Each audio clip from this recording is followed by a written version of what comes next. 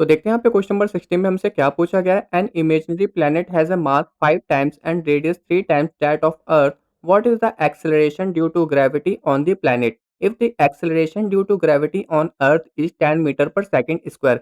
तो यहाँ पे क्या एक इमेजिनरी प्लेनेट है, उसका मास यहाँ पे क्या है 5 गुना ज़्यादा है और जो रेडियस है वो यहाँ पे क्या है 3 गुना ज़्यादा है अर्थ के मुकाबले।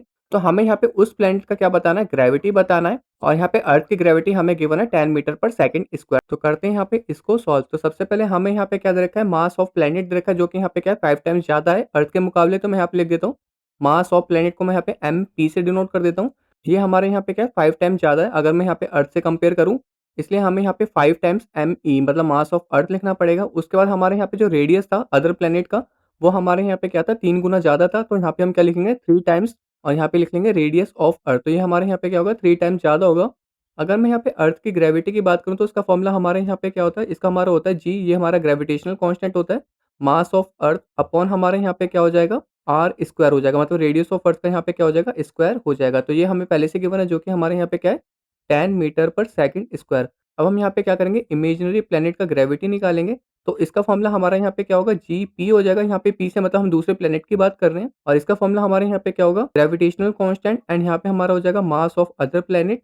आर ई स्क्वायर की जगह हमें यहाँ पे क्या लेना पड़ेगा आर पी का स्क्वायर, मतलब यहाँ पे जो दूसरा प्लेनेट है इसको हमने यहाँ पे आर पी से डिनोट किया था, उसका यहाँ पे रेडियस का क्या हो जाएगा स्क्वायर हो जाएगा। अब हमें यहाँ पे इमेजिनरी प्लेनेट का जो मास है उसकी जगह हमें यहाँ पे 5 टाइम्स ऑफ अर्थ का मास लेना है और जो हमारे यहाँ पे इमेजिनरी प्लेनेट का रेडियस था उसको हमें यहाँ पे 3 टाइम्स लेना है अर्थ के मुकाबले। तो वो हम यहाँ पे ले लेंगे। जी तो हमारे यहाँ पे ऐसी का ऐसे ही रहेगा और एमपी की जगह हमें यहाँ पे क्या लिखना पड़ेगा 5 एमई लिखना पड़ेगा 5 एमई। और ई जो है वो हमारे यहाँ पे क्या हो रहा है अर्थ से डिनोट हो रहा है। उसके बाद हमारे यहाँ पे क्या हो जाएगा आर पी का स्क्वायर है। तो जो हमारे यहाँ पे रेडियस ऑफ अदर प्लेनेट था उसका जो यहाँ पे रेडियस था वो हमारे यहाँ पे क्या अर्थ के मुकाबले 3 गुना ज़्यादा है। तो ये हमारे यहाँ पे क्या हो जाएगा 3 आर ई का होल स्क्वायर हो जाएगा। क्या हो जाएगा आर ई का होल स्क्वायर।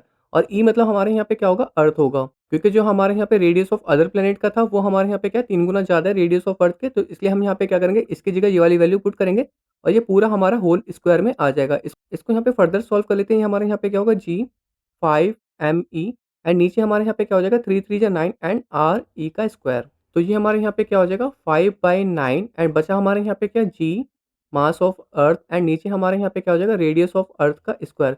तो ये जो वैल्यू ये हमारे यहाँ पे किसके बराबर है, ये हमारे यहाँ पे 10 मीटर पर सेकंड स्क्वायर के बराबर है। तो इसकी जगह पे हम यहाँ पे क्या करेंगे ये वाली वैल्यू पुट कर देंगे। तो ये हमारे यहाँ पे क्या हो जाएगा 5/9 मल्टीप्लाई बाय 10।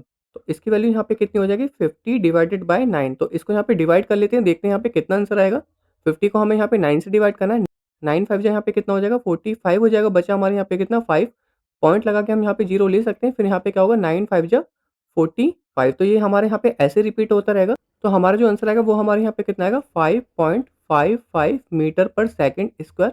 और आप चाहे तो यहाँ पे इसको अप्रॉक्स में क्या लिख सकते हैं 5.56 मीटर पर सेकंड स्क्वायर, क्योंकि हम यहाँ पे क्या निकाल रहे थे एक्सलेशन ड्यू टू ग्रेविटी, मतलब हम यहाँ पे ग्रेविटी निकाल रहे थे और ग्रेविटी की जो यूनिट होती है वो हमारे यहाँ पे क्या होती है मीटर पर सेकंड स्क्वायर।